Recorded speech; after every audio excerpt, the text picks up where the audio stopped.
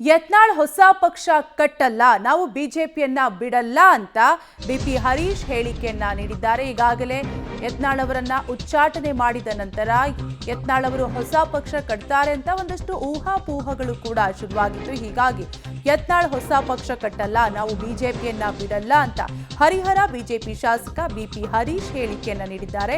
ಯತ್ನಾಳ್ರನ್ನ ಪಕ್ಷದಲ್ಲಿ ಉಳಿಸಿಕೊಳ್ಳಲು ಹೋರಾಟವನ್ನ ನಡೆಸ್ತೀವಿ, ನಾಯಕರು ಯಾವತ್ತಿದ್ರೂ ನಾಯಕರೇ, ಯತ್ನಾಳ್ ನಮ್ಮ ನಾಯಕರು.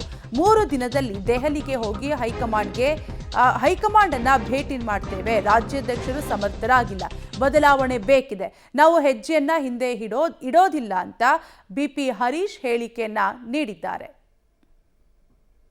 ಯತ್ನಾಳ್ ಅವರು ಕರ್ನಾಟಕ ಭಾರತೀಯ ಜನತಾ ಪಕ್ಷಕ್ಕೆ ಅವಶ್ಯಕತೆ ಇದೆ. ಕೆಲವೊಂದು ಮಾತುಗಳ ಒಂದು ಕಾರಣದಿಂದಾಗಿ ಇವತ್ತು ಅವ್ರನ್ನ ಉಚ್ಚಾಟನೆ ಮಾಡಿದ್ದಾರೆ. ಅವರು ಕೂಡ ಆ ಮಾತುಗಳನ್ನು ಕಡಿಮೆ ಮಾಡಬೇಕು, ಅವ್ರ ಪಕ್ಷದಲ್ಲಿ ಇರಬೇಕು ಅಂತಕ್ಕಂಥ ಉದ್ದೇಶ ಭಾಳಷ್ಟು ಜನಕ್ಕಿದೆ.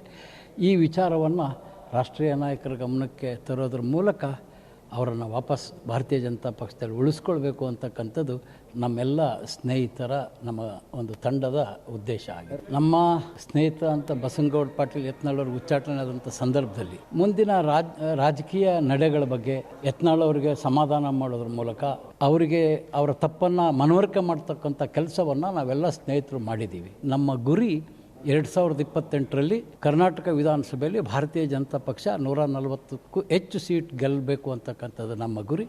ಆ ದಿಕ್ಕಿನತ್ತ ನಾವು ಚರ್ಚೆ ಮಾಡಿದ್ದೀವಿ. ಯಾವುದೇ ಕಾರಣಕ್ಕೂ ಹೊಸ ಪಕ್ಷ ಮಾಡಲಿಕ್ಕೆ ನಾವು ಯಾರೂ ಬಿಡೋದಿಲ್ಲ.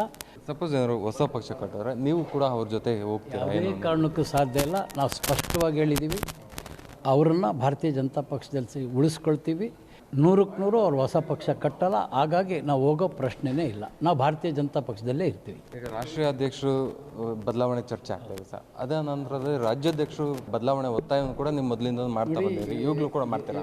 ಇನ್ನೂ 16 ರಾಜ್ಯಗಳ ರಾಜ್ಯಾಧ್ಯಕ್ಷರು ಘೋಷಣೆ ಆಗಿಲ್ಲ ಅಧಿಕೃತವಾಗಿ. ಇಲ್ಲಿ ತನಕ ಕರ್ನಾಟಕದ್ದು ಅಧ್ಯಕ್ಷರು ಅದೆಲ್ಲ ಅಡ್ಡಾಕಿದ್ರು, ಹಾಗಾಗಿ ಅಂತಿಮಗೊಂಡಿಲ್ಲ. ಹಾಗಾಗಿ ನಮಗೆ ಸಂಪೂರ್ಣ ವಿಶ್ವಾಸ ಇದೆ, ರಾಷ್ಟ್ರೀಯ ಅಧ್ಯಕ್ಷರು ಮತ್ತು ಉಳಿದಿರ್ತಕ್ಕಂಥ 16 ರಾಜ್ಯ ಅಧ್ಯಕ್ಷರು ಆಯ್ಕೆ ಸಂದರ್ಭದಲ್ಲಿ ನಮ್ಮ ಹೋರಾಟಕ್ಕೆ ಗೆಲುವಿದೆ ಅಂತಕ್ಕಂಥ